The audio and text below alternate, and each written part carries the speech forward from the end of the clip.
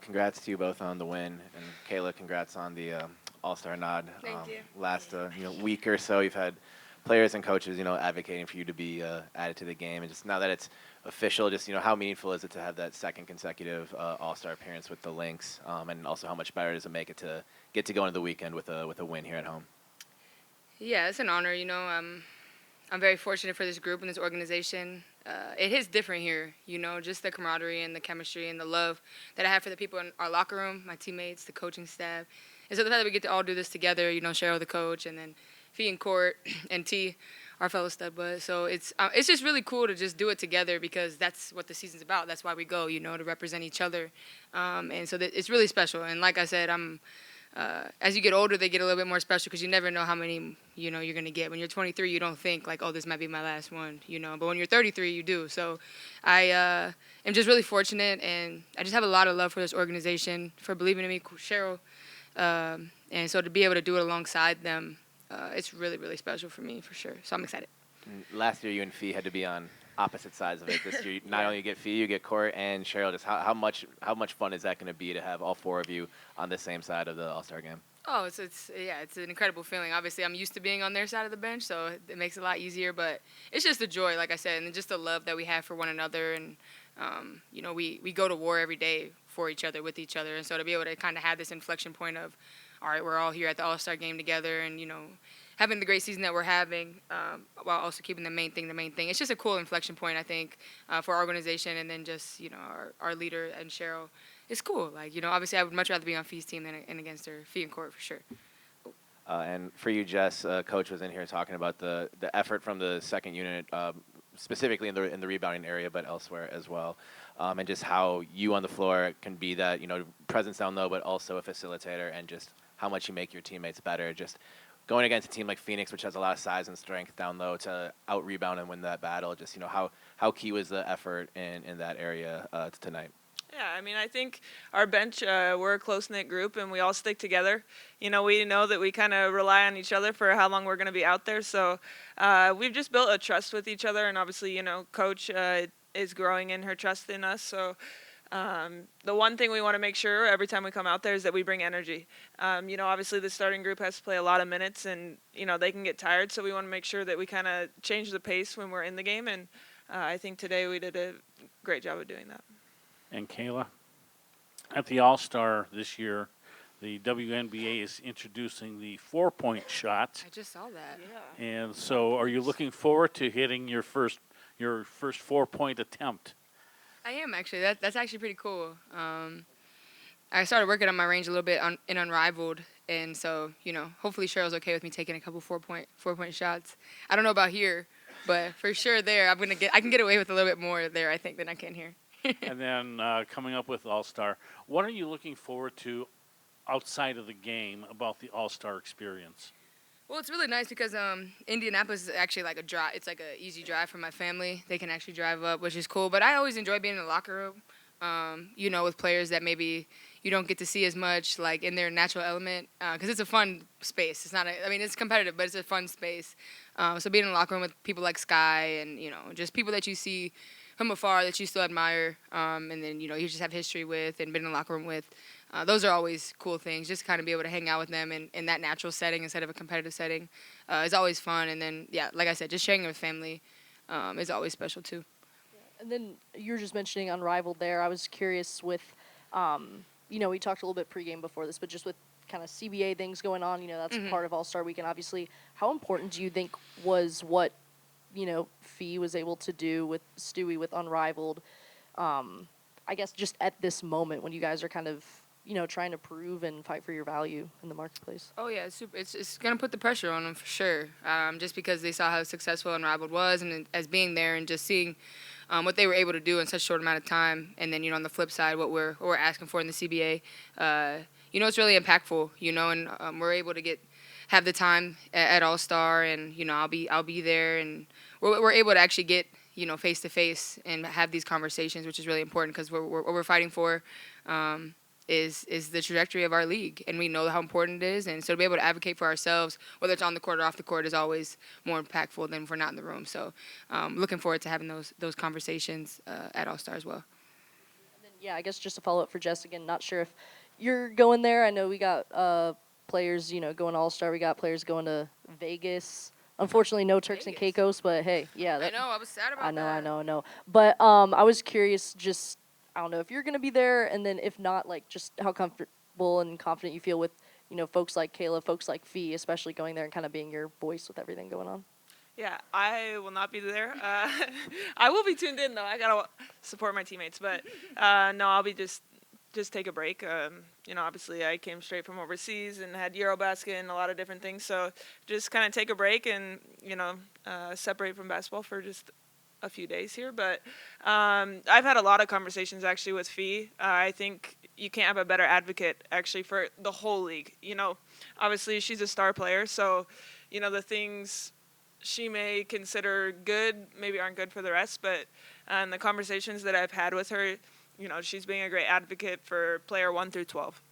And I think that's super important. I think, in the last CBA, there was maybe some things that didn't help player 1 through 12. So I think, Fee noticed that, and I think she's doing a great job of, trying to voice for everyone.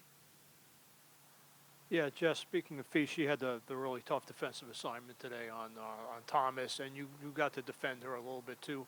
Was there anything that you saw from Fee that helped you when you went in to try to defend her?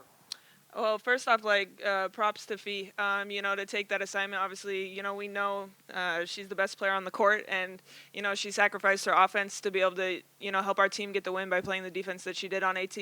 I think just being physical with her, we had a different game plan the first time we played them, but Fee did a great job of being physical. Obviously, AT is a very physically gifted player, but I think Fee was able to frustrate her a bit just with her length and, yeah.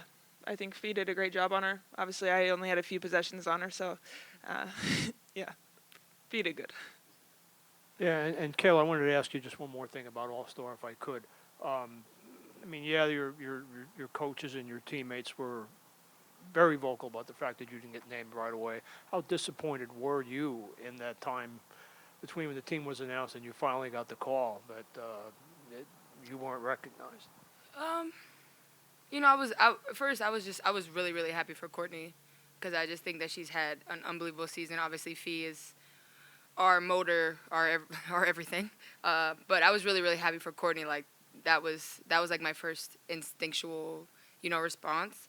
I've been in this league for like a long time, and slowly but surely it has started to become like a little bit less about basketball, more about like popularity. So I'm already aware of that. I'm 33 years old. I know my value in this league. I know my value on this team, and within them, it's enough for me. I know who I am. So for me, it's nice to have the nod, but I know that I'm an all-star in this group. And so for me, I was so happy, and I'm more happy about us being number one and our coaches going, our staff going, and Courtney getting her nod and things like that. And now residually it comes back to me, which is great, but it is what it is. It's you take it on the chin and you get back to work. If anything, it's like extra motivation for me not getting the first nod, honestly, because I know my value in this league, and mainly I know my value for this team. So for me, it's like whatever. I'm too old to be worried about like if somebody votes me in because I know my worth. So. Speaking of Courtney, did you already have Kathy's number in your phone? Did you know anyone was calling when she Kathy did? actually texted me first before calling, which was very smart because it was early. But no, I didn't actually. She texted me first, so that was good. And I just have one more for Jess. You had a nice little dime to Masha, birthday girl. I don't know if you'd played with her either overseas or elsewhere before, but obviously her being the newest player on this team. Just kind of how has that chemistry grown in a short time between the two of you and just sort of with the rest of the group as well? Yeah, I think it's grown a lot. We both want each other to be successful, which I think is super important. And obviously, we kind of play off each other very well. She's a good three-point shooter, a good cutter. I like to pass. So I think we're developing a very good chemistry, and super excited, and happy to have her on this team. She's brought a lot for us. And then Kayla, when Cheryl was in here, she was talking about the way you've mentored Diamond from when she first got here, and just wondering if you wanted to talk a little bit more about your relationship with Diamond since she was drafted. Yeah, it was interesting because that 2020 2022, 2023. When Dorky and Diamond came in together, it was rough. You know, in the beginning we started, you know, it was up and down, but we ended up becoming a playoff team. And in that time, I feel like, especially when you go to a new team, that was like my third year here. You're still trying to prove yourself, but in that moment, I feel like I really changed and became a lot more selfless as a leader. With seeing Dorky and Diamond and just how hard they were working, and then now, especially with Diamond, like seeing her get her opportunities and trying to maximize them. I see them work every single day, and I know what it is to be a young kid in this league, just trying to prove yourself. And so just being able to kind of redirect them in the right way, it's a lot of fun. Like, you know, and I think as you grow as a player and as a person, you're able to kind of see that when they maybe don't see it yet, and you can see it in themselves, in them. So I think it's really impactful for me. I think especially as a leader, as a player, because you realize like just how much you've grown, also, but how much you can still pour into the younger generation. And I genuinely want to see them be successful. Diamond and all the young players. Every time Ola scores, it's like we go crazy, you know. And you just want to see them maximize their opportunities, because that's what this league is about. And you know, I want to see it here for years to come. And players like Diamond are going to be around for a long time. So it's really cool to see her have her opportunities and maximizing them, because I've watched her grow from a young grasshopper, you know, and now she's flying in her own wings, you know. Obviously, with the All-Star Weekend, too, we have the 72-hour Stud Buds live stream. You know, So pumped. yeah, it's gonna. Hey, you know, I'm I know. excited to I'm watch probably it. gonna sleep with T in court one of the nights, I think. Well, So I'm really excited. it'll be exciting. I guess, like, on a more serious note on that, you know, obviously a lot of it is just T and Court kind of goofing around. But what do you think is the value in that in terms of just allowing fans to kind of see another side of y'all? And then also, I mean, literally in the name, like, Stud Buds, just like in terms of visibility, them being unapologetically themselves. I was just talking to T about this. I just think it's so cool that they get to be themselves, and they're just impacting so many people and so many fans. Obviously, we're having a great season. They both are having respectively great seasons, but then also being able to just kind of disconnect, I think, is really cool, you know, and that's the world we live in. Social media is a big part of it.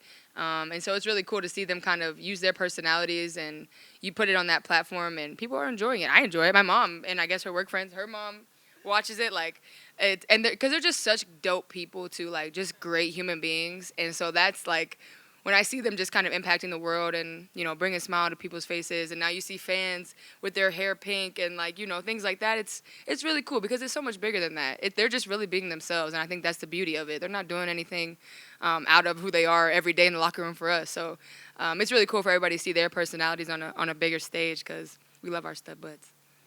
Just is your mom, like, sending you Stud Buds clips, or what? My What's mom up wants with to be on it.